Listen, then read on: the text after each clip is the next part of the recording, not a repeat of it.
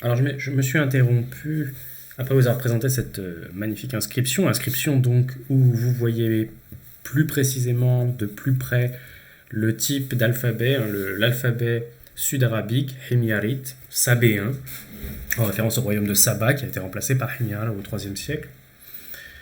Et on y voit le nom donc de Rahmanan, le an final étant simplement l'article qui en sud-arabique se met à la fin, et qui correspond donc à l'arabe Al-Rahman, qu'on trouve dans le Coran comme deuxième nom de Dieu après Allah, le Dieu.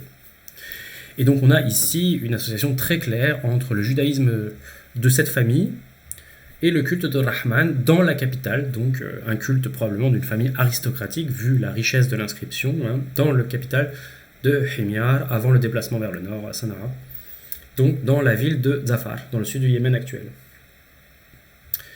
Ce judaïsme, au 5e siècle, commence, en tout cas à la fin du 5e siècle, à être confronté à cette importante christianisation de l'Arabie, christianisation qui est le produit de missionnaires qui peuvent potentiellement être des différents courants qu'on a vus, chalcédoniens romains, mais aussi les dissidents monophysites de différentes factions, mais aussi les populations d'Irak et d'Iran et du Golfe, qui sont possiblement de liturgie syriaque, mais qui sont probablement du courant qu'on appelle a posteriori nestorien.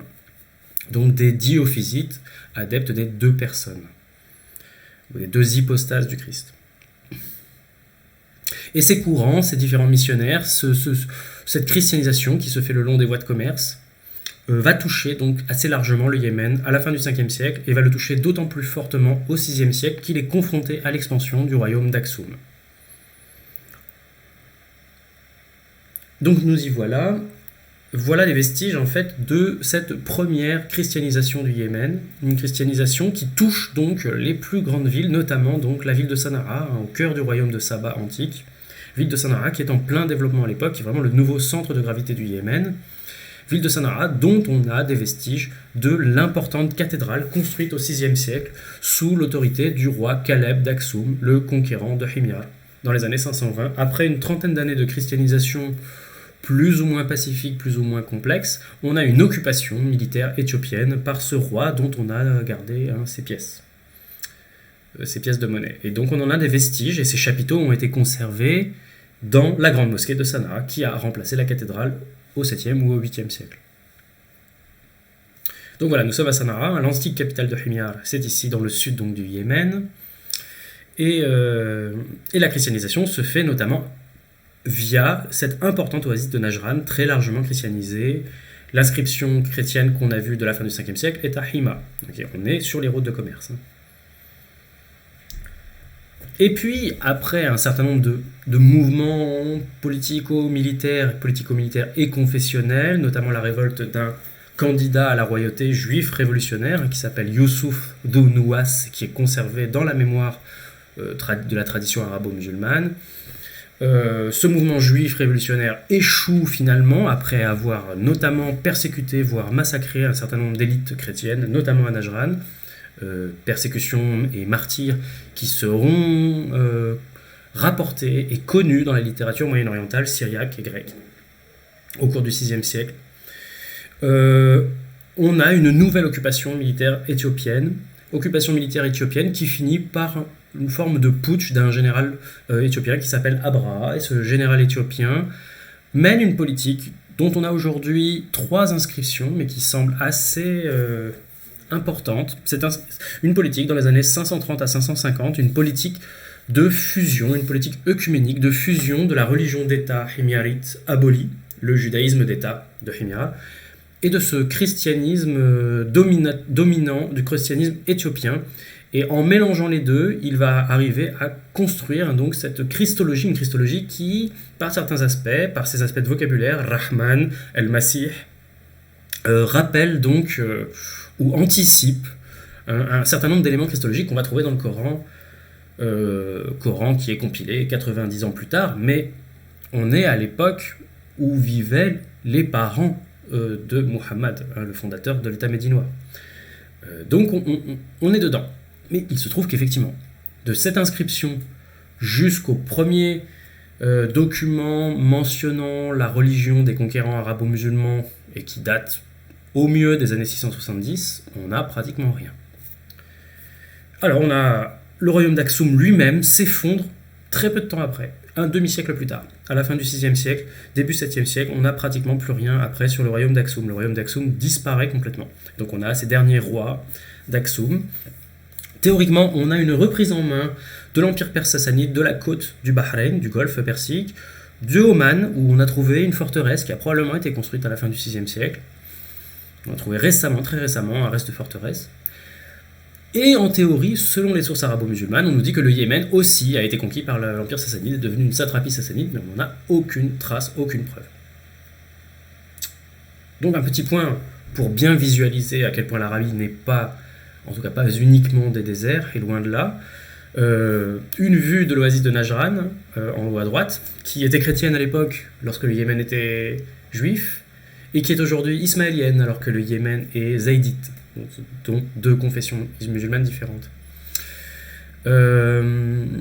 Et l'oasis très majoritairement juive de Khaybar, et il se trouve que l'oasis de Médine était aussi en partie une oasis juive, donc là, et là cette fois-ci dans le nord-ouest de l'Arabie, donc ce qui suppose des liens entre des communautés juives du nord-ouest de l'Arabie et le royaume de Himyar qui était juif, ce qui suppose aussi que quand il y a cette politique d'Abra de changement confessionnel, d'œcuménisme confessionnel, de passage à un judéo-christianisme officiel, ou un christianisme matiné de culture juive himyarite, ça doit toucher forcément les communautés de Médine et de Khaybar.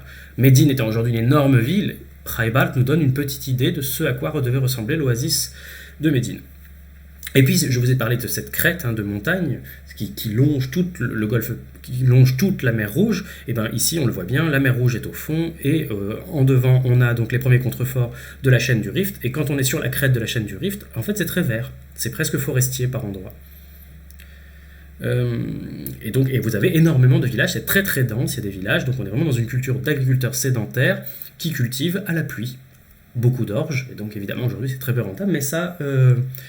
ce sont des vestiges en fait de cette activité agricole. En réalité, le pastoralisme, certes, il est plus important que dans d'autres régions du monde, mais il n'est pas dominant. Certes, il influence plus la culture, mais il n'est pas dominant. Voilà, alors justement, on en arrive à la question.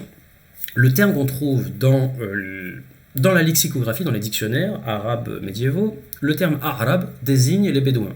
Vous n'êtes pas sans noter que, évidemment, le terme arabe ressemble au terme arabe qui veut dire les arabes.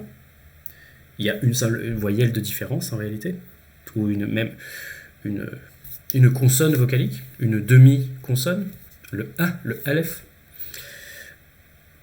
Et en réalité, il n'est pas très clair de savoir si les deux mots sont apparentés. Arabe, peut-être lié à la province d'Arabie, romaine.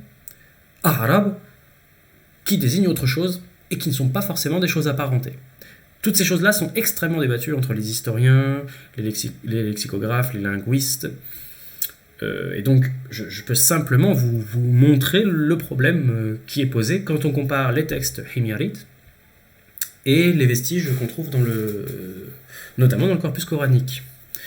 Et si on conçoit arabe comme étant le sens d'auxiliaire, les auxiliaires, des troupes auxiliaires, les textes coraniques et épigraphiques prennent un sens cohérent, en réalité.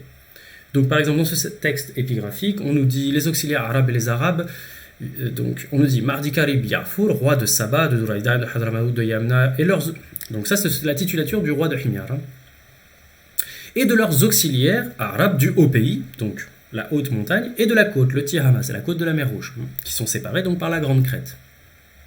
A établi et publié ce texte à Masal-Jumh, c'est donc le puits qui est vraiment au cœur, au milieu de l'Arabie, lorsqu'il revint d'une expédition dans l'Irak de Kouta.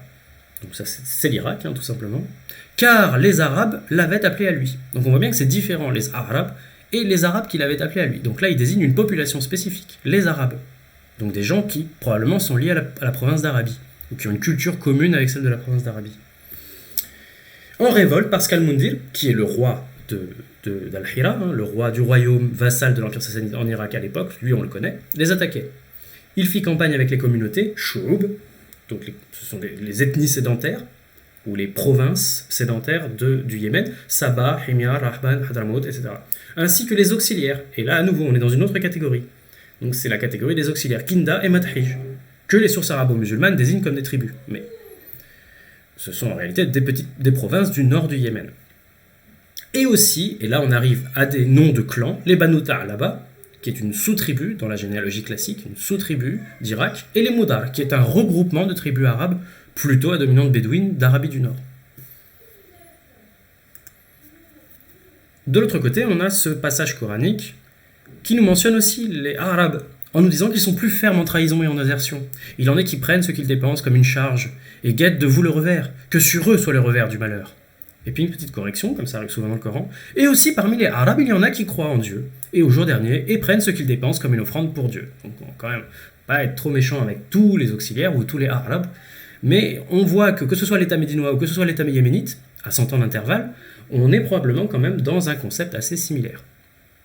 Donc voilà sur la carte, l'État yéménite qui va se développer à Yatrib, et ici l'État himyarite centré à cette époque-là sur Sanaa, qui mène donc ses expéditions jusqu'en Irak, vous voyez, avec ses auxiliaires de Kinda et Mathish, et on suppose que les Yatrib, leurs auxiliaires, ce sont les populations qui sont là, notamment les Moudar, qui sont mentionnés dans l'inscription. Donc ces populations-là, qui sont tout autour de l'oasis de Yatrib, effectivement des populations qui sont là, particulièrement bédouines. Donc il y a effectivement une association d'idées qui va induire qu'à l'époque médiévale, arabe désigne les Bédouins.